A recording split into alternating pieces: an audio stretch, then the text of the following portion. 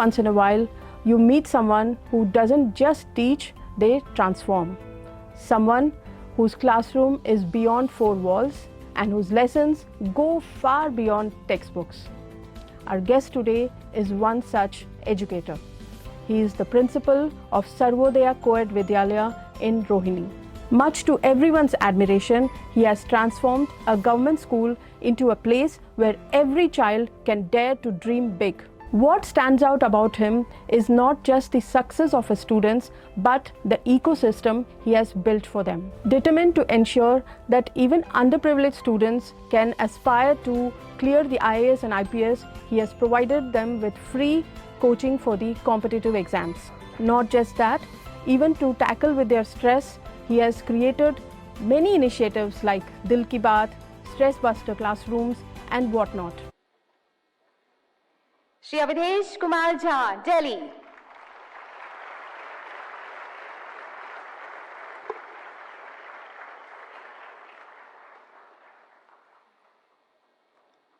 कोटिशः धन्यवाद माननीय. It is my honor and privilege to be speaking with the recipient of National Teachers Award, Mr. Avdesh Kumar Jha. बहुत बहुत बधाई हो सर. एंड आपको ये नेशनल अवार्ड मिला तो आपको कैसे ये मोमेंट कैसा लग रहा है आपको?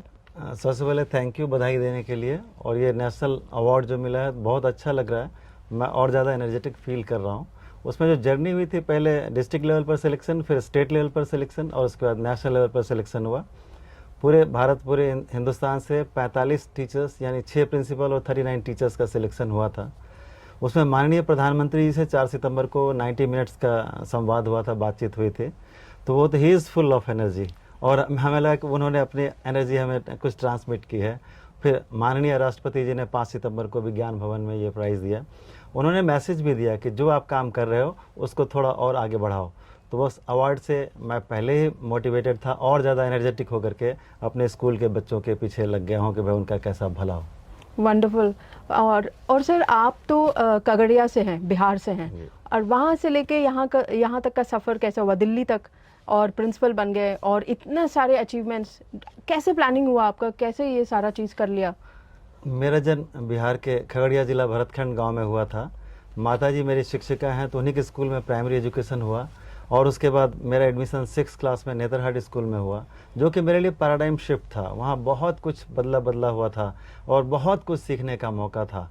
तो वहाँ से बहुत कुछ सीख करके फिर यहाँ पर दिल्ली यूनिवर्सिटी हिंदू कॉलेज पढ़ने आया और उसके बाद मैं शुरू में टीचर बन गया और 2015 से मैं स्कूल को हेड कर रहा हूँ. तो चूँकि बिग स्कूल है, बिग सेटअप है, 3200 स्टूडेंट्स हैं, 1500 गर्ल चाइल्ड और 1700 बॉयज़ हैं और नर्सरी से 12th तक का है. तो काम करने का बहुत सारा चांसेज है. तो हमने बच्चों के लिए, इंजीनियरिंग के लिए, मेडिकल के लिए, सब चीज़ के लिए तैयारी, और मेन है कि अच्छा ह्यूमन बीइंग बनने की तैयारी कर रहे हैं. उसके लिए बहुत सारी इनिशिएटिव्स हैं. धीरे धीरे अगर आप पूछेंगे तो मैं बताऊंगा. सर ये बताइए, आप नेतरहाट से हैं, मैंने सुना है कि it's a Hindi medium school और बोर्डिंग स्कूल था. उससे आपको कितना, मतलब मैंने सुना था कि मैंने ये अवार्ड नेतरहाट के लिए डेडिकेट कर रहा हूँ, मैंने आपका स्पीच सुना था, तो आप इसके बारे में क्या कहना चाहते हैं? मैं आज जो कुछ भी हूँ वो नेतरहाट विद्यालय के कारण ही हूँ, क्योंकि वहाँ पर वास्तव में पैराडाइम शिफ्ट था हमारे लिए. हम लोग तो मदर टंग में बोलते थे, वहाँ पर जाकर पहली बार हमने हिंदी बोलना. और उसके बाद चूँकि वार्डन की वाइफ जो थी ऑक्सफोर्ड यूनिवर्सिटी पढ़ के आई थी, उनको हिंदी समझ नहीं आती, अंग्रेजी ही बोलती थी. हम लोगों ने उनसे इंग्लिश भी सीखी और धीरे धीरे बहुत सारी चीज़ों को सीखा. वहाँ पर कैसे चलते हैं, कैसे बोलते हैं, बहुत सारी चीज़ों को. 12 टीचर वहाँ के full bright international exchange teacher हुआ करते थे. वहाँ की सीख लेकर के और वहाँ से एक मोटिवेशन लेकर के चला ज़िंदगी में, और फिर यहाँ पर मौका मिला मुझे अच्छा काम करने का और ईश्वर ने मुझे अवसर दिया है. तो इस मौका को मैं मौका का भरपूर उपयोग कर रहा हूँ, लोगों से सहायता लेकर के, जो बाद में बताऊँगा मैं, और बहुत अच्छा काम करने का मौका मिला, कर भी रहा हूँ. Very very inspiring. सर ये बताइए, आपने कहा कि पढ़ाई का मतलब it should go beyond text books. So ये क्या चीज़ है? बिकॉज एवरी स्कूल आजकल एकेडमिक्स के पीछे भागते हैं, तो ये क्या है सर? देखिए, एक कहावत है, मैंने सुना और मैं भूल गया, मैंने देखा मुझे याद रहा, और मैंने किया और मैं समझ गया. तो ये लर्निंग बाय डूइंग का, जैसे जॉन ड्यूवी है, अमेरिकन एजुकेशनिस्ट हैं, या अपने गिजू भाई मेहता हैं, या अन्य जो भी दार्शनिक हैं, उन्होंने लर्निंग बाय डूइंग की बात की है. हमने उसका प्रयास किया है। देखिए नेशनल एजुकेशन पॉलिसी 2020 भी कहता है कि करके सीखो, लर्निंग बाय डूइंग पर बहुत ज़्यादा वो जोर दे रहे हैं। और जादुई पिटारा NCERT बहुत सारी चीज़ें डेवलप करती है, उसमें जादुई पिटारा 2023 से डेवलप हुआ है, जिसमें कि बच्चों को प्राइमरी स्कूल के लिए है, प्राइमरी के बच्चों के लिए एज ग्रुप 3 to 8 के लिए है। उसमें बहुत सारी चीज़ें हैं, हर कुछ कर कर के सीखने की बात है। तो लर्निंग बाय डूइंग पर बल देने पर बच्चे सीख लेते हैं बहुत आसानी से, बढ़िया से, केवल रटने से नहीं होता। और जब बच्चे करके सीखते हैं, मैं एक एग्जाम्पल दूंगा अपने पूर्व राष्ट्रपति APJ अब्दुल कलाम साहब का। जब 5th क्लास में थे तो उन्होंने लिखा है इग्नाइटेड माइंड में कि भाई जब 5th क्लास में थे तो टीचर्स ने उनको बताया, जो उड़ रहा था, चिड़िया उड़ रही थी तो उड़ता हुआ दिखाया गया उनको। तो वहीं से उनको मन हुआ कुछ फ्लाई वाली चीज़ करे, तो वो बाद में मिसाइल मैन बन गए। और उन्होंने ही बुक में पढ़ा कि भाई, उन्होंने अपनी बुक में लिखा है कि बच्चों को सपने देखने चाहिए, और सपने ऐसे जिसमें कि कल्पना हो। सपने वो नहीं होते जो सोने पर आते हैं, उन्होंने कहा सपने तो वो होते हैं जो हमें सोने ही नहीं देते। हमने उसमें ऐड किया है, अपने वो नहीं होते जो रोने पर आते हैं, अपने तो वो होते हैं जो हमें रोने ही नहीं देते। तो टीचर्स अपनापन का भाव लिए हुए बच्चों के ऑलराउंड डेवलपमेंट के लगे हुए हैं, लर्निंग बाय डूइंग के लिए। तो बच्चे सीख सीख करके आगे बढ़ रहे हैं। सर, मैंने ये भी देखा है कि आपने स्कूल में साइको सोशल सपोर्ट बच्चों के लिए देना शुरू किया, बियॉन्ड एकेडमिक्स। सर, इसके बारे में आप बताइए, ये है क्या, कैसे आपने इसके बारे में सोचा, कैसे आपने? कोविड-19 शुरू हुआ था तो 2021 में स्कूल खुला, तो बच्चे स्टूडेंट्स क्या, टीचर्स भी आने से घबरा रहे थे। तो हमने वहाँ पर एक स्ट्रेस बस्टर रूम तैयार किया, वाइस प्रिंसिपल भारती काला जी हमारे यहाँ, उनकी सहायता से, और भी टीचर्स थे उनकी सहायता से। वहाँ पर 9 स्टेप्स हैं। बच्चे अगर उसमें आते हैं तो कोई परेशान है, मेंटली डिप्रेस्ड है, स्ट्रेस में है, बच्चे क्या बड़े भी, तो उसमें ऐसा ऐसा स्टेप है, 2-3 स्टेप की मैं चर्चा करता हूँ। वहाँ पहला स्टेप है, बच्चा अगर परेशान है तो आएगा तो एक फ्रेंडशिप बेंच है, ऐसे बेंच है, वहाँ बच्चा अगर बैठ गया तो इसका मतलब ही नीड्स सम हेल्प। तो expert EVGC educational vocational guidance counsellor जो एक्सपर्ट होते हैं वो भी हैं, या कोई हर टीचर तो गाइडेंस मालूम है टीचर्स को, तो उससे पूछते हैं भाई क्या हालचाल है, क्यों है। तो आधी परेशानी तो पूछने से दूर हो जाती है, और अगर परेशानी फिर भी रह जाती है तो बच्चा थोड़ा आगे बढ़ता है, और आगे अगला चूँकि 7 कलर का हमने 7 उसमें लगाया हुआ है, पर्दा लगाया हुआ है, 7 केबिन बनाया हुआ है अलग अलग कलर का। अगला बच्चा वो चिल्ला करके अपनी बात कह सकता है, लिख कर अपनी बात कह सकता है।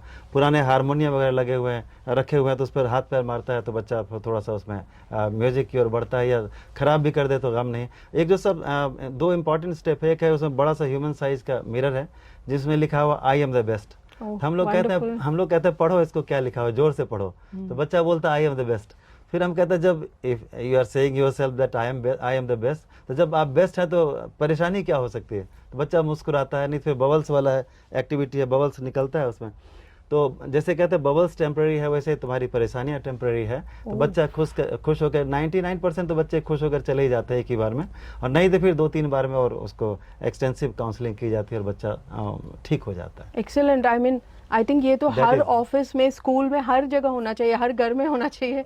आई एम द बेस्ट वाला, बिकॉज आई थिंक कहीं ना कहीं सबको थोड़ा सा मेंटली डाउन ही फील करते हैं because of what ever is happening around. So I think one of the best initiatives है ये। सर, और आपने दिल की बात करके एक फोरम स्टार्ट किया, वो क्या है? दिल की बात, बच्चे चूँकि बच्चों के माँ बाप उतने एक्सपर्ट नहीं होते, क्वालिफाइड नहीं होते उस तरह से कि बच्चों को साइकोलॉजिकली हेल्प कर सके। तो हमने 5th क्लास के बच्चों को, जैसे 80 बच्चे हैं तो उनको 10 टीचर को 5-5 बच्चे, 8-8 बच्चे दे दिए उनके हिस्से में, और मंथली मीटिंग करवाते हैं उनसे। 5th क्लास के बच्चे को, 9th क्लास के बच्चों को, जो 6ठी से 10th पढ़ाते हैं उनके हिस्से में 10-10, 12-12 बच्चे, और 12th क्लास के बच्चे को। सबकी नीड्स अलग अलग है। 5th वाले क्यूरियस होते हैं कि हम बड़े स्कूल 6th में जाएंगे, और 9th वाले बच्चे चूँकि एडोलसेंट एज में होते हैं, फिजिकल मेंटल बहुत तरह का डेवलपमेंट भी होता है, बहुत तरह का डिस्टर्बेंस भी है, स्ट्रेस है, स्टॉर्म है इस एज ग्रुप में, और 12th वाले करियर ओरिएंटेड होते हैं। तो सबको अलग अलग तरह से, लेकिन शुरू के 2-3 महीने उनसे कुछ कहा नहीं जाता कि हम क्यों तुमसे मीटिंग कर रहे हैं। 10-12 बच्चों के साथ एक टीचर क्यों मीटिंग कर रहा है। हर महीने का थीम मैं सेट करता हूँ। पहले तो बच्चों को जानो, 2nd मंथ में बच्चों के परिवार को जानो, 3rd मंथ में कि बच्चों से हंसी मजाक करो, जैसे कि बच्चों को लगे कि उन्हीं के जैसे आप हो। तब वो खुलते हैं, फिर चौथे महीने में बोलना शुरू करते हैं कि हमारे साथ कोई छेड़खानी कर रहा है। 9th के बच्चे या 12th का बच्चा बोलता है मैं तो सुसाइड ही करने वाला हूँ क्योंकि मेरा लगता है कि इंजीनियरिंग में नहीं हो पाएगा, या CUET जो कि यूनिवर्सिटी के एडमिशन के टेस्ट होता है क्वालिफाई नहीं कर पाऊंगा।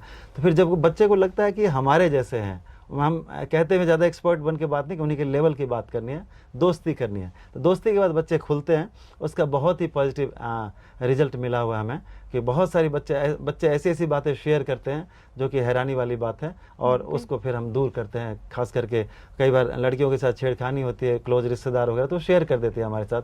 तो हम, क्योंकि हम एक वादा करते हैं कभी भी हम ये बात अब शेयर नहीं करेंगे आपके पेरेंट्स को या किसी को भी, या ज़रूरत पड़ेगी तभी शेयर करेंगे पूछ करके।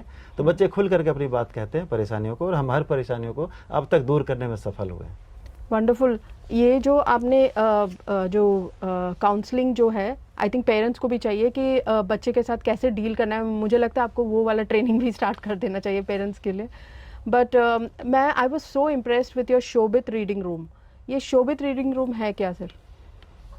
जैसा कि मैंने कहा कि कोविड-19 के बाद 2020 में एक, जैसे कि बच्चों के पास, बहुत सारे बच्चों का स्मार्टफोन नहीं था, ऑनलाइन क्लासेस नहीं कर पा रहे थे, तो डिजिटल गैप हो रहा था। उस गैप को दूर करने के लिए मिसेस तनेजा वाइफ हस्बैंड मिल करके, जो कि वाइस प्रिंसिपल मैडम के रिश्तेदार हैं, उन्होंने हमें शुरू में मोबाइल से सपोर्ट किया, स्मार्टफोन से, और बाद में धीरे धीरे इनके परिवार ने आंधी ला दी। लगभग 400 से ज़्यादा स्मार्टफोन दिए गए, लैपटॉप दिए गए। तो ये सब शेयर किया, और ताकि बच्चे ऑनलाइन से जुड़े रहें। और कई सारे बच्चों के पास रहने के लिए जगह नहीं, पढ़ने के लिए जगह नहीं, तो उन्हीं के बेटे का नाम शोभित था, तो हमने उनके नाम पर शोभित रीडिंग रूम शुरू किया है, जो कि सुबह 8 बजे से लेकर के रात के 8 बजे तक खुलता है, 365 दिन। उसमें 10 कंप्यूटर्स हैं और बहुत सारी महंगी महंगी बुक्स हैं। हम लोग कहीं से मैनेज करके ले आते हैं, वो किसी से मांग करके ले आते हैं, और बच्चे सुबह से शाम तक पढ़ते हैं। और तो बच्चों को फिर 3 पॉइंट्स का जवाब है। एक जगह नहीं है तो सुंदर शानदार रूम है, 70 चेयर्स है, बढ़िया टेबल कुर्सी है। ऑनलाइन तो भाई कंप्यूटर है, उसमें ऑनलाइन हमेशा चलता है। और books, costly books, engineering, medical या कॉमर्स की बुक्स, तो सारी बुक्स वहाँ खरीद के रखी हुई, बच्चे आसानी से पढ़ते हैं। तो गैप को दूर करें, समाज में गैप ना हो, उसको दूर करने के लिए हमने ये शोभित रीडिंग रूम शुरू किया है, और जिससे कि बच्चे एक लेवल पर आकर कम्पीट कर सके। Wonderful sir. I mean government school इस लेवल का एक्सपोजर बच्चों को दे रहा है, and I mean books are accessible to them. इससे अच्छा और क्या हो सकता है? और आपने वो ज़ीरो वेस्ट बैंक, उसके बारे में ज़रा बता दीजिए।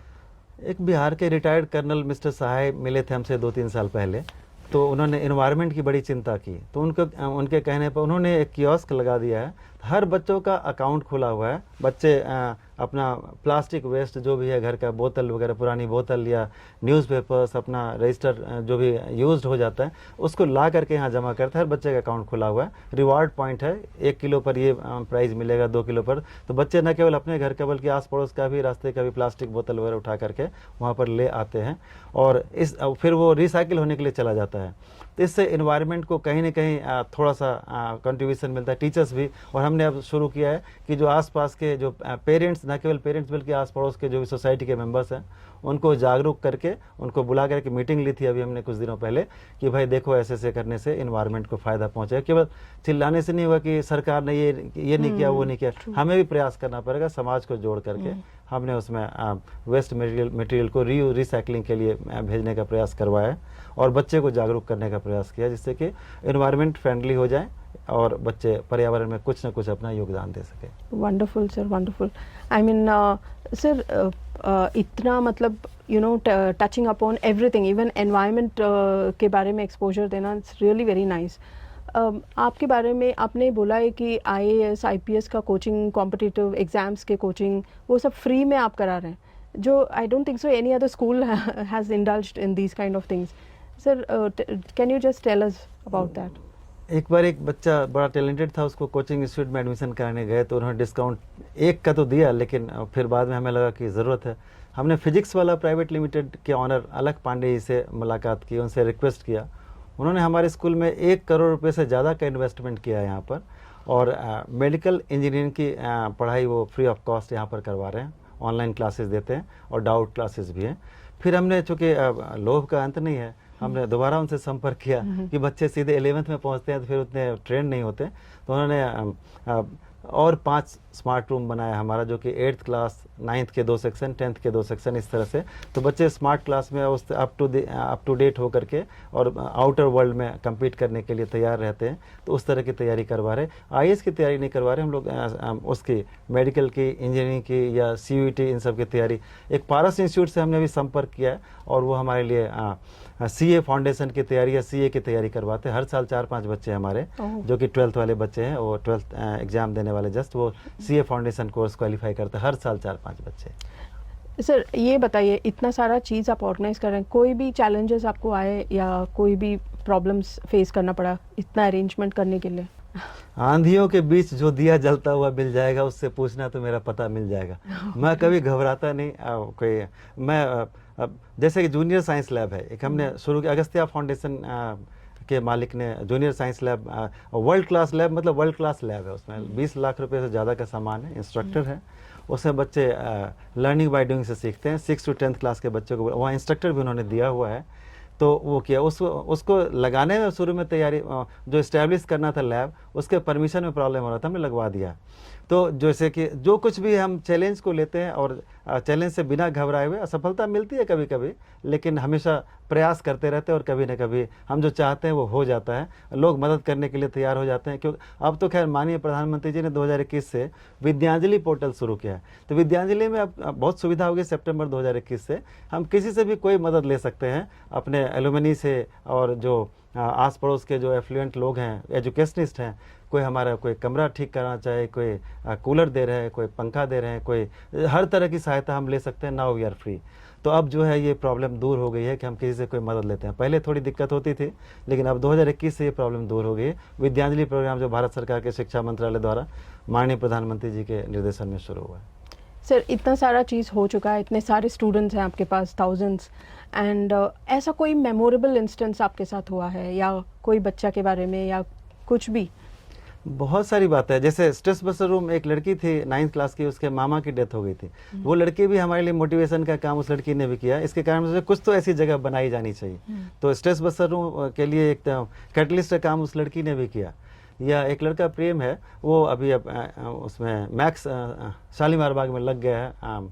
तो उसके पास रहने के लिए जगह, पढ़ने के लिए जगह नहीं थी। तो वो भी एक मोटिवेशन कारण था हमें शोभित रीडिंग रूम शुरू करने का। हर चीज़, नर्सरी क्लासेस गवर्नमेंट स्कूल में नहीं था। तो कुछ लोग आए और उल्टा सीधा बोल कर गए, तो उसका जवाब हमने नर्सरी क्लासेस शुरू करके दिया। तो हमने कभी भी कोई मुसीबत आई, उसको चैलेंज को पॉजिटिविटी में बदल दिया, ताकि समाज का भला हो, बच्चों का भला हो।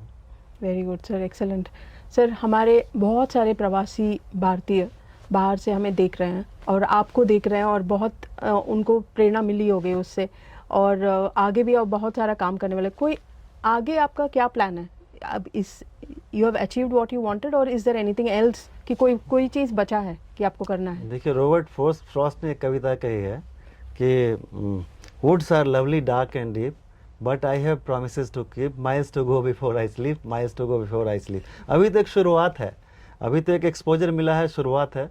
तो हम आगे जब आखिरी सांस तक, अभी तो रिटायरमेंट के 3 साल हैं एज ए प्रिंसिपल, उसके बाद भी हम एजुकेशन के फील्ड से जुड़े रहेंगे और कहीं ना कहीं किसी न किसी रूप में समाज के स्टूडेंट्स का जो जिनको ज़रूरत है, जो मार्जिनलाइज्ड हैं, जिनको आवश्यकता है, उनकी नीड के लिए हम जुड़े रहेंगे।